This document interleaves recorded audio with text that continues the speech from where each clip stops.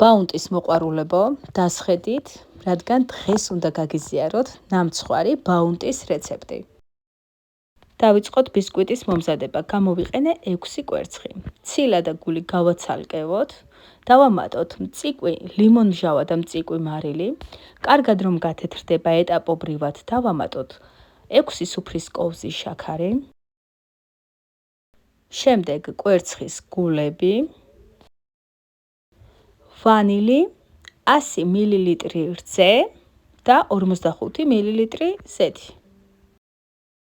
1 ჩაის კოვზი გამაფხვერებელი და უკვე მიქსერი აღარ გვჭირდება, ვამატებთ კაკაოს და ფქვილს. გამოვაცხე 170 გრადუსზე, ზედაქვედა წვაზე 50 წუთი. ბისკვიტი გავჭრათ 3 ნაწილად, ზედა ამობურცული ნაწილი მოვაშორე და ბავშვებს გავუნაწილე და გადავიდეთ შიგ თავსის მომზადებაზე. ქვაბში მოვათავსოთ შესქელებული რძე, 100 მლ წყალი და 200 გრამი ნაღების კარაქი. მე როგორც იცით და ბევრჯერ გინახავთ, ვიყენებ შატილის ნაღების კარაქს. აქვე დავამატოთ ვანილი და დაბალ ცეცხლზე ვურიოთ, სანამ კარაქი კარგად არ გადნება. გადავიტანოთ 300 გრამი ქოქოსი.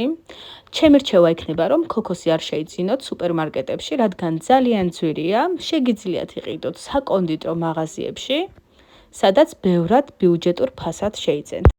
რომ შესქელდება, გავაგრილოთ და დავიწყოთ უკვე აწყობა.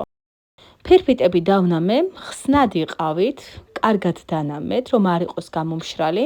გადავიტანოთ ქოქოსის კრემი. შემდეგ მოვათავსოთ მეორე ფირფიტა.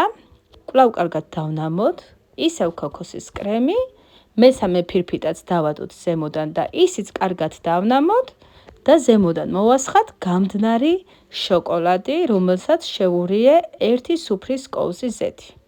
დააყოვნეთ მაცივარში რამდენიმე საათი და მირთვით გემრიელად. დამერწმუნეთ, მართლა საოცრება გამოვიდა და ეს ის ნამცხვარია, რომელიც ერთხელ მაინც უნდა მოამზადოთ.